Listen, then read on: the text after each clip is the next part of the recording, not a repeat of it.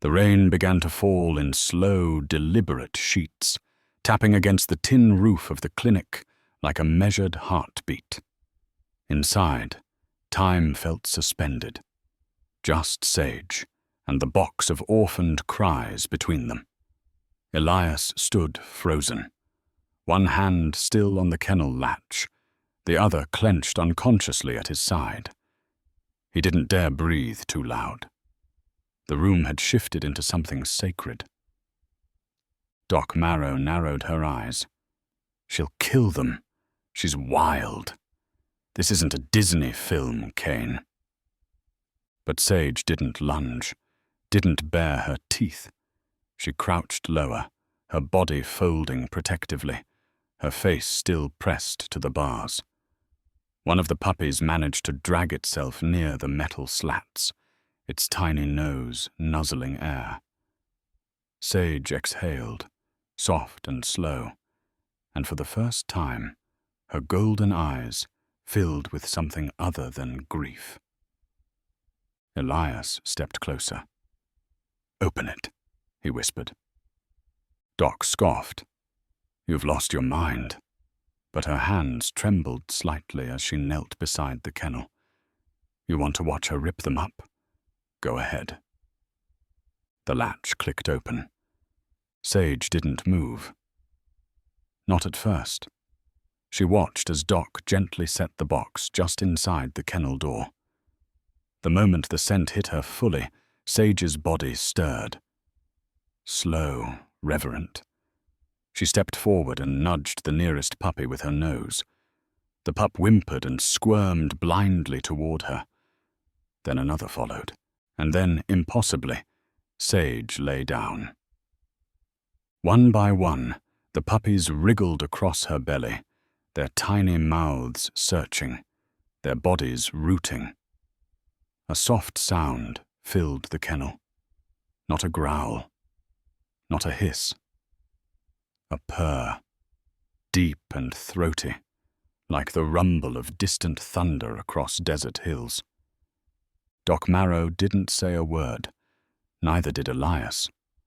The news traveled fast through Juniper Hollow, not because it was a town where people cared much about animals, but because nothing ever happened in Juniper Hollow.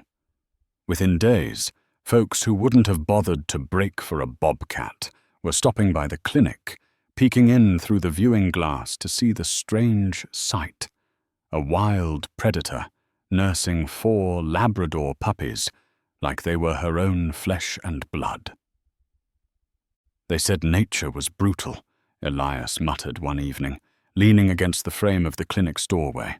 "But maybe she's just bending." Doc Marrow joined him, sipping her ever-present mug of black coffee. "She's bending, all right. Don't mean she won't snap." But days turned to weeks, and Sage never once showed aggression. She groomed the puppies with slow, methodical licks, her tongue tracing the curve of their ears, their bellies. She curled around them at night, chest rising and falling like a tide, her heartbeat syncing with theirs. And when one squealed in hunger or need, she stirred long before the humans did. Elias started spending more time at the clinic. He brought scraps from his shop fridge, boiled chicken, bits of venison, jerky, goat milk, when Doc suggested Sage needed the extra fat. He even fixed the broken generator out back without being asked. "She listens for your truck," Doc observed once, as Sage rose from her sleep at the sound of tires in the gravel. "You've become part of the pack." Elias didn't reply, but he stayed late that night, sitting beside the kennel as the sun dipped behind the rust-colored hills, whispering nonsense to the bobcat who had somehow rewritten all the rules. By the 3rd week, the puppies had opened their eyes. They followed Sage everywhere within the enclosure, tiny shadows trailing her striped legs. She tolerated their clumsy games, their constant chewing of her tail. When they grew bold enough to tug at her ears, she merely rolled her eyes. Yes, rolled them, and let out a resigned grunt, like an exhausted single mother just trying to make it through the day. Elias and Doc built a larger pen outside the back of the clinic, shaded by an old cottonwood. It was there that Sage taught the pups to crouch, to stalk butterflies and chase shadows. Sometimes, when the wind blew just right, her posture would stiffen, eyes fixed toward the open hills, a longing stirring in her bones. But then one of the puppies would yelp, tangled in a root or chasing its tail, and Sage would return, nudging them upright, her wild instincts softened by purpose. Then came the incident with the game warden. His name was Officer Trask, a square-jawed man with mirrored sunglasses and a clipboard filled with rules. He arrived unannounced, stepping out of a white SUV with the words, "California Fish and Wildlife," stamped across the side. "Keeping a bobcat without a permit is illegal," he said, after a long inspection, "and housing her with domestic animals? Highly inadvisable." Doc bristled. "She's not kept. She walked into this herself." Elias, standing beside her, added, "You want to separate her now? After all this?" Trask adjusted his glasses. "It's a liability. It sets a precedent." But when he entered the pen, something changed. Sage stood tall and still, placing herself between the warden and the puppies. She didn't growl, didn't snarl, but her body said everything. "You'll go through me first." Trask took a step back. In the end, he gave them a week. Rehabilitate and release. That's all the state allows. After that, she goes back to the wild. But Doc and Elias knew. Releasing Sage meant separating her from the only family she now claimed. The following days were filled with planning. Doc began weaning the puppies, introducing solid food. Elias expanded the outdoor enclosure, giving Sage more room to roam. They set up motion cameras in the surrounding hills, monitoring local bobcat activity in the hopes she'd integrate naturally when the time came. But Sage, she knew. She grew quieter, more watchful. Her eyes lingered longer on the horizon. And one evening, when Elias opened the gate just to bring her food, she paused at the threshold, looked at him, then turned back. She wasn't ready. On the 7th week, something unexpected happened. A young coyote wandered into the enclosure, slipped through the wire at dusk. Elias, rushing outside at the sound of growling, froze at the sight. The coyote standing over one of the puppies, Sage lunging between them, a blur of snarls and claws. The coyote fled, tail tucked, yelping into the wind. Sage stood over her adopted young, chest heaving, ears flattened. Elias entered the pen slowly, whispering her name. She turned toward him, blood on her claws, not from injury, but defense. "I get it," he said softly, crouching. "They're yours now." She blinked slowly, then lay down beside the pups, drawing them close with her paw. The release date came 10 days later. They left the pen gate open that morning, placed her favorite meat on a nearby rock, watched from afar. She didn't move. Not all day. At sunset, Doc stood. "She's not leaving." Elias nodded. "Not until they're ready." They never filed the state report. Instead, they claimed Sage had returned to the hills. The puppies, healthy, thriving, were adopted out in pairs to ranchers who promised space and patience. But Sage remained behind the clinic, free but tethered by choice, sometimes vanishing for a night or two, always returning. People came to see her, drawn by the story. Donations arrived in envelopes with no return address. One morning, a painted sign appeared at the clinic's gate. The Sage Refuge, where nature writes her own rules. Elias hung it up himself. And every evening, as the sun burned the sky to gold over the Calveras hills, a weathered mechanic sat beside a wild mother who'd once lost everything and found something even more impossible in return. Elias stood in the doorway of his garage, watching as the Bobcat nestled into the straw-lined corner beneath his workbench. Her breath rose slow and steady, the 4 puppies bundled against her flank like misplaced puzzle pieces. The air smelled of engine oil and dried alfalfa, but here, in this unlikely cradle of steel and instinct, something ancient and sacred stirred. By day, Sage hardly left their side. She curled protectively around them, growling low if the neighbor's barn cat got too close to the open garage. At night, Elias often woke to check on them, flashlight in hand, only to find her awake already, eyes glowing in the dark like golden coals, watching him without fear. Once he'd reached out a hand, not to touch, just to acknowledge. Sage didn't flinch. She blinked slowly, the way cats do when they trust. "They're bonding," Doc Marrow said the next morning, inspecting one of the pups while Sage paced near the door. "It shouldn't be possible. But I guess grief rewrites the rules." The vet had warmed to the arrangement more than she'd admit. She came by often now, bringing syringes of goat's milk and jars of antibiotic salve for Sage's healing wound. Yet the lines under her eyes deepened each day, not from concern over the animals, but from something darker. "She's holding up," Elias said, scratching behind his ear as Doc set down the milk.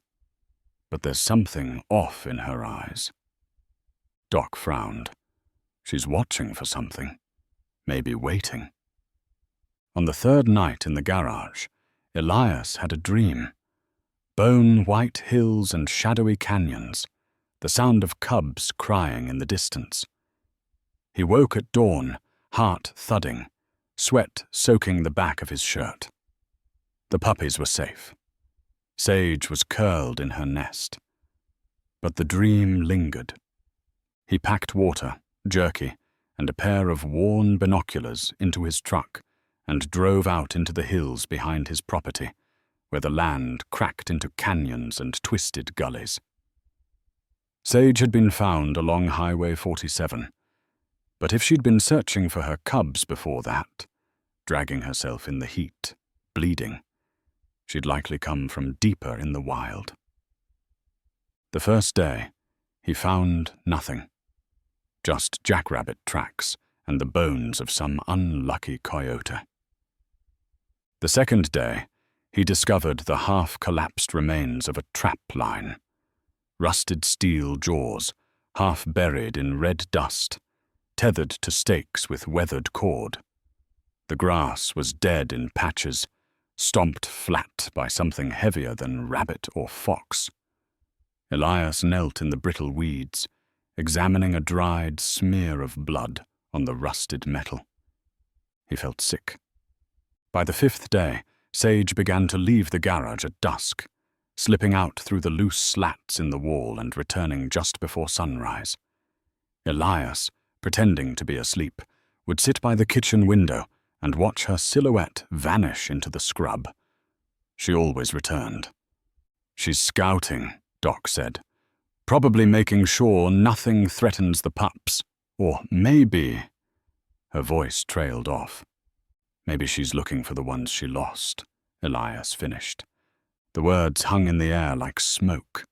It was Ridge who ventured out first, stumbling, tail wagging, toward a bucket of old rags near the bench. He barked once, startling himself. Sage padded after him, picked him up gently, and carried him back. She'd grown stronger, her coat now sleek and clean. Her eyes no longer held the dull edge of trauma. She was healing, but something in her had also hardened. She wasn't the same animal Elias had carried off the road. She was sharper now, quieter. And when she looked into the dark corners of the garage at night, Elias swore she was listening for more than coyotes. "She's waiting for a reckoning," he said aloud once, not really sure who he meant. The trapline wasn't isolated. Elias followed a trail of cigarette butts and flattened beer cans through the ravine. Under a ridge near an old arroyo, he found a crude hunting blind built from pallets and tarp, and next to it, half buried beneath sand and rock, lay something worse. The tiny skeletons were too fragile for rabbit. The skulls were round, the teeth too soft. Bobcat cubs. 2 of them. Elias knelt there, fists clenched so tight his knuckles went white. The sun beat down hard on the back of his neck, but he didn't move. Not until the sound of Sage's cry echoed faintly across the valley behind him, low, guttural, rising and falling like the call of something ancient mourning its dead. She had followed him, and now she had found them. He buried the remains under a cottonwood, wrapping them in the flannel shirt he'd used the day he found Sage. She stood a few paces away, unmoving, the puppies back at the clinic under Doc's care. When he finished, Elias looked up. Sage didn't run. She walked forward, sniffed the dirt once, then sat beside the small grave. And there, in the broken stillness of Calveras Valley, she howled. It wasn't a bobcat's scream. It was something else entirely. Something hollowed and sacred. It went on for minutes, unanswered by birds or wind or coyotes. Only Elias bore witness. When they returned, she slept for a full day. The puppies curled into her side like they'd always known to wait. Elias didn't tell Doc everything, but he installed new motion lights around the garage and a steel latch on the far gate, just in case. Because somewhere in the valley, a man had set traps meant to catch something wild, and he had succeeded. But what he hadn't counted on was what happens when the wild comes back, not with vengeance, but with purpose. The desert held its breath. Sage stood like a statue of fury in the moonlight, her muscles tight as cables, eyes locked on the man across the dry riverbed. Behind her, the puppies whimpered beneath a tangle of creosote bushes, too young to understand the moment, but old enough to feel the danger thick in the air. Elias could barely think past the thunder of his heartbeat.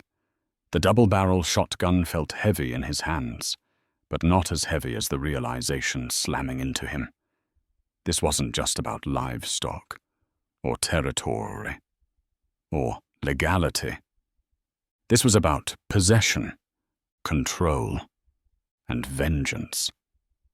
"You set a trap," Elias said, voice low. "Used orphaned pups like they were nothing but bait. That's what you call protecting your ranch?" Vance's face twisted. "You think this is about them dogs?" he barked. "That cat killed 2 of my goats, maybe more. I got a right to defend what's mine." "That's not what this is," Elias growled, stepping forward, the shotgun lowered but ready. "You knew she had young. You knew she was grieving. You wanted to break her." Vance raised the rifle, just an inch, just enough. And Sage moved. In a blink, she launched forward, not at the man, but between him and the pups, her roar splitting the night open like a flare. It wasn't a challenge. It was a promise. "You'll die before you touch them." Elias stepped between them. "Don't," he warned, his voice cutting the silence. "You fire that thing. I swear to God, you won't leave this canyon." For a long moment, no one moved. Then Vance lowered his rifle with a curse. "You always were soft, Kane. This place'll eat you alive." He turned and walked off into the dark, his boots crunching gravel like broken bones. Elias kept the gun raised until the shadows swallowed him whole. Silence returned, but it didn't bring peace. Sage stood trembling, the tension leaking from her like steam from cracked metal. Elias turned slowly, lowering his gun. "I shouldn't have let them stay in the garage alone," he whispered. "That's on me." Sage didn't growl, didn't flinch. She took one step forward, then another, until her head was beside his knee, her breath warm against his wrist. She licked his hand once, the gesture so soft, so precise, it nearly undid him. Elias's knees buckled as he knelt beside her, running a hand through her coarse, dust-thickened fur. "You protected them. You brought them out here. You knew better than I did." The puppies mewled softly behind her. Elias gathered them in his flannel and pressed them to his chest. One licked his chin, another nosed at his collar. Sage walked beside him, close enough to feel, never touching. Her golden eyes, scanning the horizon as if the desert might rise up and take her children again. They returned to the clinic just before dawn. Doc Marrow was already outside, shotgun across her lap, a thermos of coffee untouched on the porch rail. "I heard the shot," she said. "Saw your truck lights. Thought it might be him." "It was him," Elias muttered, laying the puppies in their crate. "He's using bait traps. Claims it's for stock protection." Doc's jaw clenched. "It's a felony. Using domestics as bait? I'll report it myself." "No," Elias said quietly. "Not yet." Doc blinked. "What do you mean, not yet?" He glanced toward the horizon, where the rust-colored valley slowly brightened with the coming day. "Because if we go through channels, they'll take her. And the pups. Split them up, lock her down. She'll go feral, or worse." Doc exhaled. "You're asking me to look the other way." "I'm asking you to look at her," Elias said, gesturing toward Sage, who was licking Dawn's ears as the pup dozed. "Look at what she's become." Doc didn't respond for a long time. Then she took a slow sip of her coffee, stared at the rising sun, and said, "You've got 3 days. After that, if he makes another move, I'm calling the wardens." Elias nodded. 3 days is all I need." Over those 3 days, Elias worked like a man possessed. He reinforced the garage hearth with heavy chain-link fencing, welding frames to every weak point. He set up motion detectors on the outskirts of his land, wired to a battered alarm radio salvaged from an old fire tower. He even rigged an old trail cam with a heat sensor aimed at the canyons. At night, Sage patrolled the yard, silent, swift, and watchful. She was no longer just a mother. She was a sentinel. And Elias, once the loner mechanic, the man who fixed broken engines and left people alone, became her partner. On the 3rd night, Elias stood by the garage, shotgun slung over his shoulder, stars scattered thick overhead. Sage lay near his feet, the pups snoring softly in their nest behind her. "You knew the world was cruel," he murmured, voice just loud enough for her ears. "But you chose to love anyway." Sage looked up at him, eyes steady, calm, and Elias understood something deeper than words. She hadn't just lost her cubs. She'd chosen not to let that loss define her. She had saved the pups. And now, together, they were saving each other. The fire came fast. Too fast for any natural spark, too hot for just wind and brush.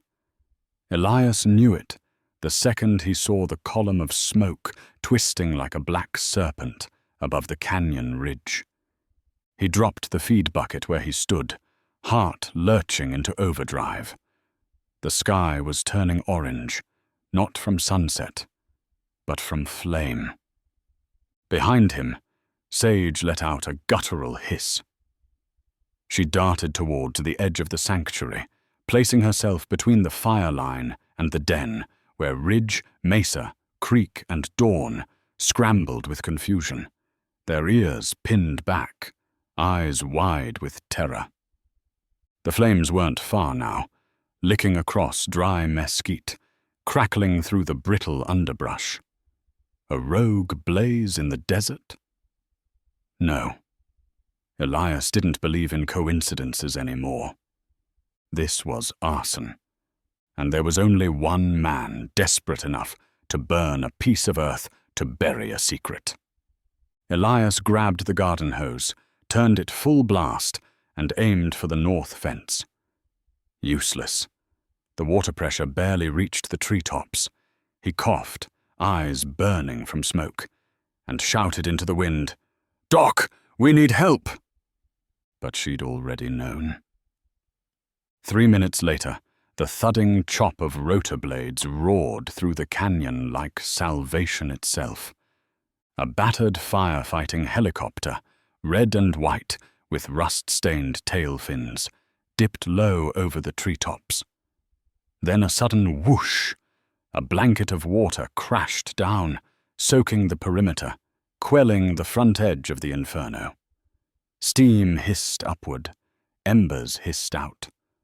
Doc Marrow stood beside the landing skids of a backup engine truck she'd somehow wrangled from the county fire chief. She wore her old paramedic jacket, now smeared with ash, barking orders like it was 1994 again, and she was back in the LA hills. "Cut a break around the fence," she shouted to 2 young firefighters, "and get the animals out if this thing flares again." But Sage didn't run. She stood firm in the middle of the sanctuary, her back arched above the puppies, her tail curling protectively. The flames had stopped, but her instincts hadn't. Her growl rumbled like thunder beneath the earth. When Elias reached her, soaked to the bone and coughing, she met his gaze and nudged the puppies toward him, one by one.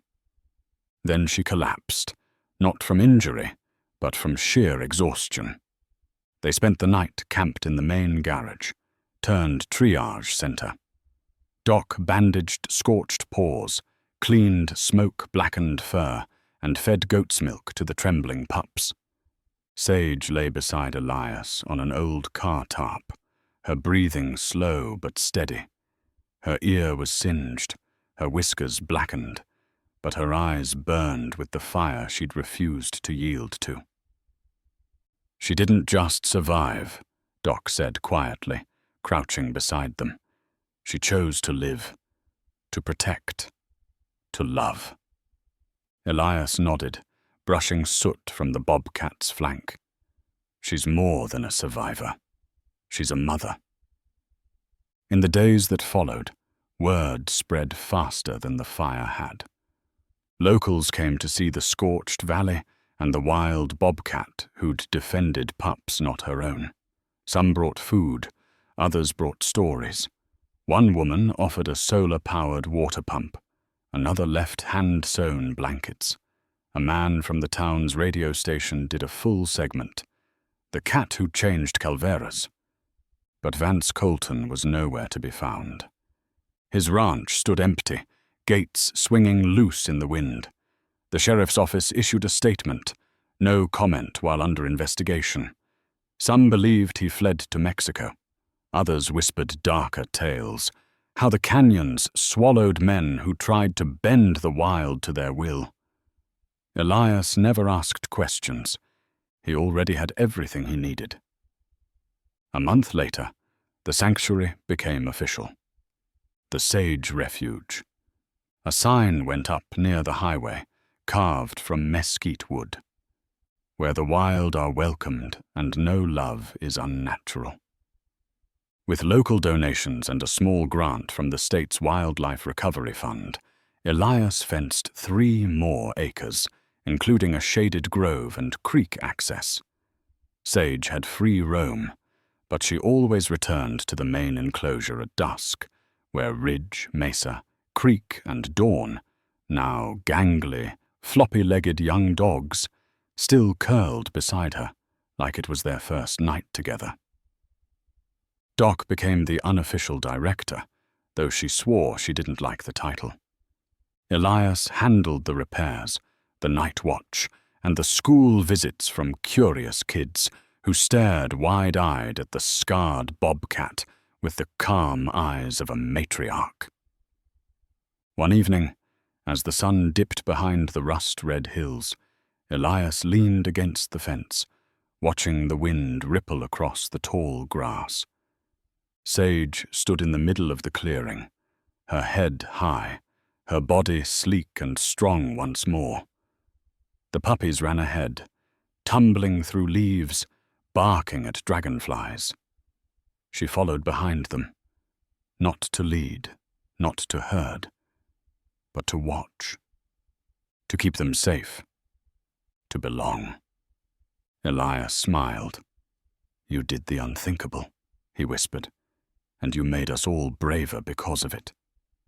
Sage turned once, looking back at him, eyes calm and full of knowing. Then she walked forward into the dusk, her family at her side, and the valley, quiet for so long, felt like home again. Months passed, and Calveras Valley transformed.